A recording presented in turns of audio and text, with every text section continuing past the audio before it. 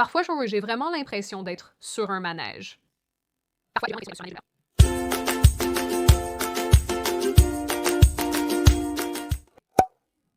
Je tiens à le mentionner, bien que ça n'ait aucun rapport avec cette vidéo ou ma chaîne. Vous commentez souvent à quel point vous aimez mes ongles, alors je vais vous montrer ma nouvelle manucure. Je les trouve vraiment mignons. Ma prothésiste ongulaire vient d'apprendre que j'ai une chaîne, donc si tu regardes, bravo à toi. Ce sont mes préférés. Donc, comme beaucoup d'entre vous le savent déjà, j'ai déjà parlé 2 fois de la future série Harry Potter de Home Box Office qui devrait sortir fin 2026-2027. Ce qui me semble être beaucoup de temps à consacrer à une franchise que je ne trouve pas aussi bonne que Le Seigneur des Anneaux. Vous ne passerez pas, mais qu'est-ce que j'en sais? Je ne suis qu'une fille. Qui portait jadis une robe avec une carte de la Terre du Milieu en boîte de nuit, sans ironie? Je suis sûre que Sydney au montage va nous montrer cette image si elle arrive à la trouver. Oui, je l'ai trouvée, et c'est bien ça. J'ai aussi trouvé une autre photo dans les archives où tu portes un maillot de bain entièrement à l'effigie d'Aragorn avec Sam et Frodon en bas. Va te faire aider. Bref, jusqu'à présent, comme beaucoup d'autres personnes en ligne, mes commentaires sur ce sujet se sont concentrés sur la décision de casting qui verra l'acteur britannique noir Papa Assiadu incarner Severus Rogue, un choix qui est vraiment absurde pour une série qui se présente comme une adaptation fidèle des livres. Avec Assiadu, quand ils disent fidèle, ils veulent dire que l'acteur a à peu près le même âge que Rogue dans les livres. Je suis sérieux. Oubliez cette embarrassante question de couleur de peau. Mais depuis que cette information a été révélée, cette série, qui n'est même pas encore en production, a été soumise à un examen minutieux avec beaucoup de gens, moi y compris, supposant que l'un des membres du trio principal, c'est-à-dire Ron, Harry ou Hermione, serait également changé de race. J'ai même vu cette photo circuler et j'ai brièvement fanfaronné auprès de mes amis en disant que mon analyse était correcte. Je leur ai envoyé plusieurs messages pour leur rappeler que je les avais prévenus. Mais ce n'était pas le cas. Quelques jours plus tard, le 27 mai, Home Box Office a annoncé qui jouerait Ron, Harry et Hermione. Donc, j'ai un peu fanfaronné trop tôt, en quelque sorte. Harry et Ron ressemblent désormais à ce qu'on imaginait, sans doute. Mais la controverse en ligne vient du choix de l'actrice pour Hermione. Écoutez, même si je me suis trompée sur le fait qu'elle allait vraiment changer de couleur de peau, j'avais raison en pensant que s'il devait changer quelqu'un, ce serait Hermione. Alors vous savez quoi? Je considère cela comme une victoire et vous n'y pouvez rien. Est-ce que tu es fière d'être une insupportable Madame Je sais tout? La nouvelle série, Hermione, sera interprétée par Arabella Stanton, 11 ans, qui a aussi joué Mathilda dans la comédie musicale Mathilda du West End. Ce qui aurait été intéressant dans tout cela, c'est la façon dont le choix de Stanton a divisé les gens en 2 camps principaux. Ceux qui pensent qu'elle ressemble exactement à la description d'Hermione dans les livres et qu'elle incarne l'esprit du personnage, son impertinence et son côté « je sais tout » caractéristique. Les gens ont utilisé cet extrait de casting de Stanton pour illustrer ce point. Comment tu savais ça? Tu as déjà fait le tour du quartier plusieurs fois, donc tu es clairement perdu. Pour enquêter sur une personne disparue, je vérifie au bureau de poste si elle a enregistré une adresse e-mail. Notre bureau de poste s'est effondré il y a environ 1 mois et les coordonnées en ligne n'ont pas été mises à jour. Je peux t'en montrer si tu veux. C'est peut-être juste moi, mais est-ce que beaucoup d'Anglais ne donnent pas toujours l'impression de tout savoir? J'ai pris un chou-fleur au cas où un végétarien viendrait. À moins d'avoir un accent de Liverpool, là c'est moins le cas. J'ai adoré quand j'ai visité Liverpool vraiment, mais j'avais l'impression d'avoir besoin de bouchons d'oreilles. Je suis tellement consciente du fait qu'avec mon accent, je n'ai pas le droit de me moquer de celui de qui que ce soit d'autre. Alors, faites ce que vous voulez de cette information. Bref, l'autre camp pense que la peau bronzée de Stanton signale un autre changement de race, dans une série qui a déjà montré qu'elle était prête à modifier l'origine ethnique des personnages principaux. Pas bien. Ce groupe partage aussi un dessin conceptuel précis de Joanne Kathleen Rowling qui montre une Hermione apparemment blanche avec de grandes dents et des cheveux frisés. Les échanges entre ces 2 camps ont de nouveau relancé l'argument avancé au fil des années, selon lequel Joanne Kathleen Rowling n'a jamais vraiment décrit explicitement la race d'Hermione dans les livres. Cet argument est apparu pour la première fois lorsque le personnage d'Hermione a été interprété par l'actrice noire Noéma Dumezweni dans la pièce de théâtre Harry Potter et l'Enfant maudit. À l'époque, lorsque Joanne Kathleen Rowling elle-même s'est exprimée à ce sujet, elle a déclaré que la race d'Hermione avait toujours été laissée ambiguë et elle a accusé ceux qui étaient contrariés par ce choix de racisme. Encore ces accusations de racisme. Pourrait-on avoir quelque chose de plus original, s'il vous plaît? Je pense que ça va vous plaire. En cherchant des ressources, des titres et d'autres éléments pour réaliser cette vidéo, je suis tombée sur un article écrit à peu près à la même période où toute cette histoire autour de l'enfant maudit avait lieu, et une autrice accusait carrément Joanne Kathleen Rowling en disant « Tu n'as jamais eu l'intention qu'Hermione soit noire. » Soyons francs, cesse donc cela. Ce qui me fait rire, c'est que ça venait d'un média de gauche, écrit apparemment par une autrice progressiste. Quand même, eux voient, à travers les changements rétroactifs, savent d'à quel point c'est malhonnête et osent le dénoncer. Je ne sais pas, c'est juste que je trouve ça un peu satisfaisant. Hermione est noire, Dumbledore est gay, Hagrid est trans. Concernant le choix de Stanton, Rowling a tweeté être satisfaite de l'apparence du trio principal pour leur rôle.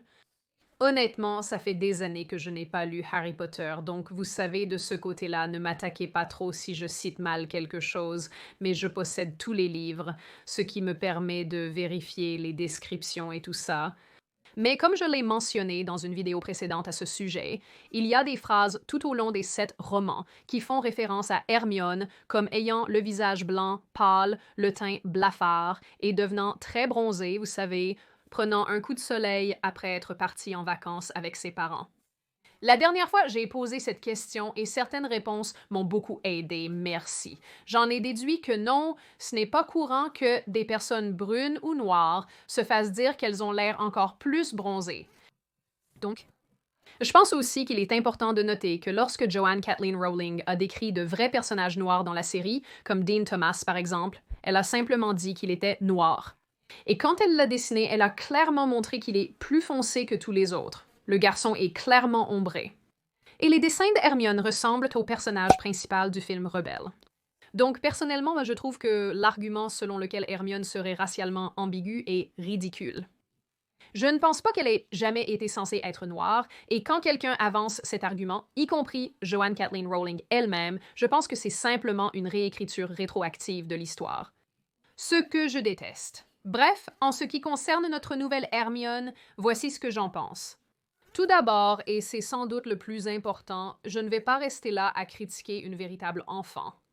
Et là, je trouve que c'est assez ignoble, et honnêtement, certaines choses que j'ai vues en ligne étaient vraiment dégoûtantes. Et cette petite fille, elle n'a pas choisi d'avoir sa apparence moquée, remise en question et tout ça. Elle a passé une audition pour un rôle qui semblait être l'opportunité de sa vie et elle l'a décroché. Les adultes, en revanche, sont tous des cibles légitimes parce qu'ils savent de mieux, y compris les gens qui travaillent chez Home Box Office parce que eux, ils savent vraiment mieux. Pour moi, Stanton, je n'ai jamais imaginé Hermione comme ça et honnêtement, je trouve que c'est très bien ainsi. Quand on lit des livres et qu'on imagine à quoi pourrait ressembler un personnage, ça varie d'une personne à l'autre. Même si ce petit être n'est pas celui que j'attendais ou aurais choisi, je comprends pourquoi d'autres le trouvent parfait. Mais à ce stade, et certains ne seront peut-être pas d'accord, je ne pense pas que cela ait vraiment de l'importance. Parce qu'au moment où les gens de Home Box Office ont décidé que Severus Rogue serait joué par un acteur noir, au moment où ils ont choisi de changer son origine ethnique, ils ont vraiment donné le ton pour tout ce qui allait suivre. C'est pourquoi je pense que, à moins que Home Box Office ne choisisse une jeune fille qui soit le portrait craché d'Emma Watson, ou une jeune fille à la peau extrêmement pâle ressemblant davantage au concept original de Rowling, beaucoup de gens n'auraient pas été satisfaits. Comme pour beaucoup d'œuvres de divertissement, une fois qu'un rôle a été attribué et incarné par quelqu'un, il est difficile d'imaginer ce personnage joué par une autre personne. Et c'est pourquoi il est si difficile d'accepter que des personnages soient recastés, remplacés, ou qu'une nouvelle version d'une œuvre soit lancée. Pour les fans originels de Harry Potter, nos attentes ont été fixées il y a 2 décennies ici, et Emma Watson est pratiquement synonyme de ce personnage. Ce qui est assez drôle à penser, parce que dans la communauté des fans de Harry Potter, il y a beaucoup de gens qui pensent qu'Emma Watson ne ressemble pas du tout à Hermione et qu'elle était un mauvais choix de casting dès le départ, mais il y a aussi beaucoup d'autres personnes qui pensent qu'elle est parfaite pour le rôle, et pour eux, c'est elle Hermione, et c'est à elle que nous pensons quand nous pensons à Hermione. De toute façon, j'imagine que les directeurs de casting savaient tout cela et qu'ils savaient que tout ce qui viendrait après leur annonce concernant Severus Rogue allait susciter des débats. Je crois aussi, et peut-être que je m'accroche à cette idée parce que je n'ai pas envie d'avoir tort, je crois vraiment qu'ils auraient changé l'origine ethnique d'Hermione, mais qu'ils ont finalement changé d'avis à un moment donné. Peut-être que c'est parce que les gens ont très mal réagi à leur haute décision de changer l'origine ethnique d'un personnage, qui sait? Au-delà de ça, je dois croire que les gens chez Home Box Office savaient qu'une actrice légèrement bronzée, qui ressemble à une copie conforme d'Emma Watson sans en être une, allait déranger certaines personnes parce que franchement, comment aurait-il pu ne pas le savoir? Pour ce que ça vaut, je comprends les arguments de l'autre côté de ce débat qui tourne autour de... Enfin, je suppose que la première question est « Pourquoi les gens s'en préoccupent-ils? » C'est surtout une série pour enfants, mais plus important, cette jeune fille n'a pas la peau foncée. Elle est suffisamment douée pour le rôle, alors pourquoi tout le monde s'en préoccupe-t-il? Cela a à voir avec le fait que les fans et le public en général sont hypersensibles aux changements perçus concernant des personnages adorés. Et c'est parce qu'on a vu tellement de personnages blancs importants être remplacés par des personnes d'une autre origine dans d'autres franchises. Les gens sont maintenant prêts à réagir négativement lorsqu'un acteur ou une actrice s'écarte, même légèrement, ou beaucoup dans de nombreux cas, des attentes largement partagées concernant leur apparence. D'une certaine manière, les gens auraient probablement eu moins de problèmes avec une Hermione à la peau mate si Severus Rogue avait été laissé tranquille et choisi de façon appropriée. Mais comme ce n'était pas le cas, soudainement, un choix de casting qui aurait pu être légèrement inapproprié mais acceptable devient maintenant totalement inacceptable pour beaucoup de fans. Ce que je trouve encore plus triste dans tout ça, c'est qu'Arabella Stanton pourrait très bien être britannique de bout en bout, peut-être même avec une très longue lignée d'ancêtres anglais. Sa peau bronzée pourrait simplement être cela, un bronzage. Mais dans le climat actuel, où de nombreuses décisions de casting sont à juste titre scrutées pour leur progressisme, ce qui aurait pu être un choix anodin devient une affaire vraiment importante. D'une certaine manière, c'est un peu comme si on se faisait tromper à plusieurs reprises. Ces studios te promettent quelque chose d'incroyable, ils t'emmènent dîner, ils te disent que tu es si spécial, que tu es la seule fille au monde pour eux, que tu es cette créature incroyable qui est arrivée et a changé leur vie. Puis tu découvres qu'ils ont 7 autres petites amies et que tu es la 5e dans la rotation. Ce n'est pas une histoire personnelle, ça ne m'est pas arrivé. La confiance est partie, donc quand ils te disent qu'ils font quelque chose de merveilleux, d'adorable et de nostalgique, tu ne les crois pas. Blague à part, je pense que c'est pour ça que ce genre de situation est si frustrant pour les spectateurs. Comme je l'ai mentionné, Joanne Kathleen Rowling s'est exprimée sur ses choix de casting, disant qu'elle en est satisfaite, mais on a vraiment l'impression qu'elle et Home Box Office essaient de ménager la chèvre et le chou en affirmant rester fidèles aux histoires originales tout en faisant des choix qui suscitent la controverse. Honnêtement, je ne comprends pas ce qui motive cela. Voici donc la question à plusieurs millions de dollars. À qui cela s'adresse-t-il? Les millennials, comme moi, ayant grandi avec la folie Harry Potter, constituent le noyau dur des fans d'origine. Ne discutez pas, je me battrai contre vous tous. De toute façon, nous avons lu les livres dès leur sortie, nous avons campé devant les cinémas pour les films, et nous avons encore des répliques de ces films intégrés dans notre façon de parler. Le maître a donné à Dobby un choc. Si seulement vous saviez combien de fois, lors d'une conversation polie, j'ai dit la phrase « Dobby est libre » après que quelqu'un m'ait donné quelque chose. Je pense que vous me jugeriez aussi. Il y en a certainement quelques-unes. Je ne savais pas que tu savais lire. Un troll dans le donjon. Un troll dans le donjon. Tu devrais le savoir. Oh mon Dieu, Sydney, combien de fois as-tu vu ces films? Beaucoup trop de fois. Voilà combien. Mais j'ai l'impression que ce reboot n'est pas pour nous. Les choix de casting, Rogue, Hermione, même John Lithgow dans le rôle d'un Dumbledore non britannique, suggèrent que Home Box Office cherche à attirer un nouveau public plus jeune qui n'a pas connu la folie Potter. Le problème est que cette génération ne semble pas avoir le même attachement. Ils ont TikTok, Marvel et 1 million d'autres franchises qui se disputent leur attention. Pourquoi s'intéresserait-il à un reboot de Harry Potter alors que les films originaux restent disponibles en streaming? Comme l'a souligné un article du média Vulture, la série perd des fans des deux côtés.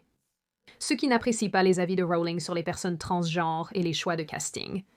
Maintenant, nous allons avoir encore un autre reboot inutile qui risque de ternir l'héritage de l'original.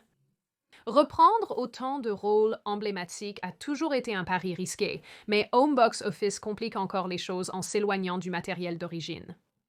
Et puis, il y a toute cette promesse d'adaptation fidèle.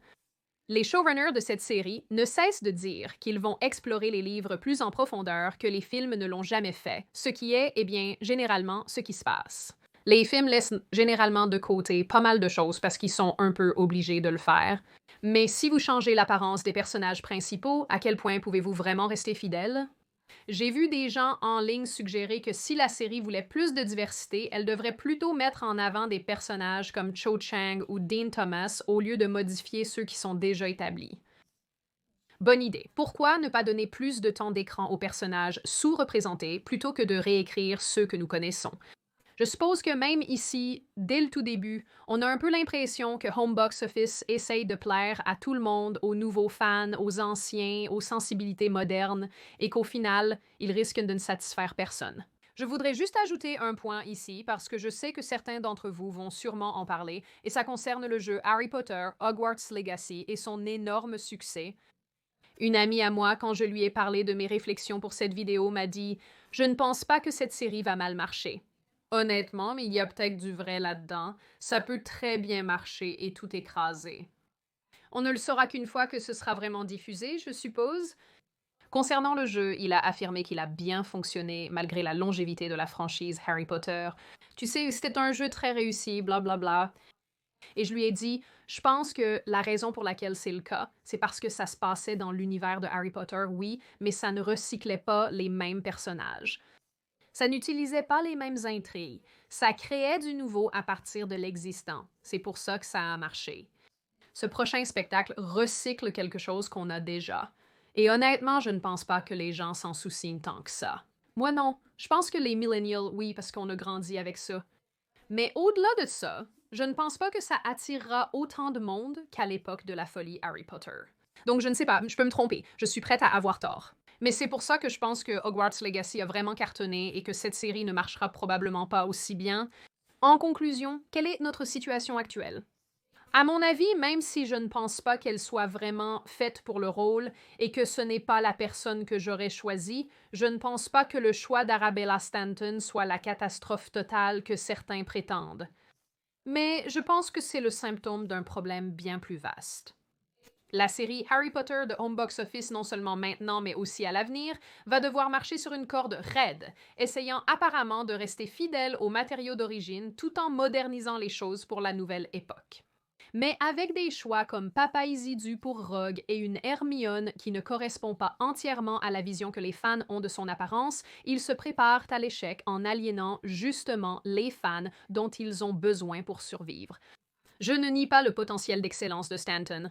J'espère vraiment que cette petite fille sera excellente, que ça marchera pour elle et que sa performance sera appréciée de tous.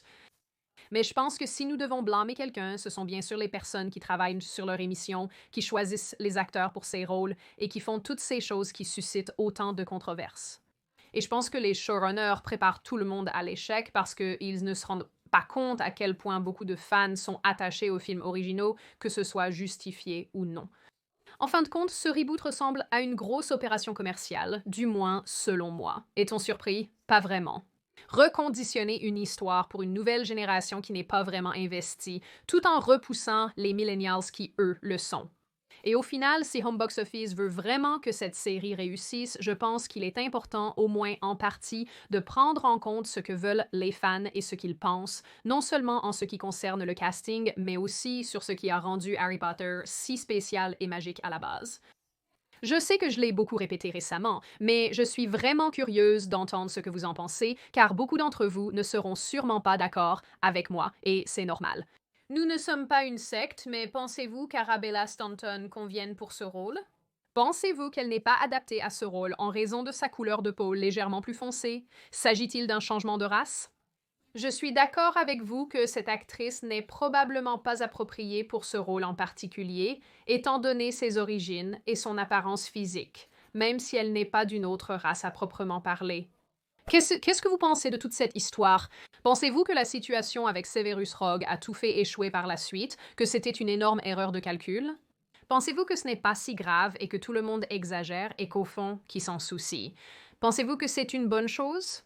Pensez-vous que c'est une mauvaise chose? Et que pensez-vous de ce sujet en général? Comme toujours, si vous êtes arrivé jusqu'ici dans la vidéo, félicitations. J'apprécie toujours votre présence à mes côtés pendant la vidéo. Si vous êtes nouvelle ici et souhaitez voir plus de ce type de contenu, abonnez-vous à la chaîne, laissez un like et un commentaire, car je les lis presque tous.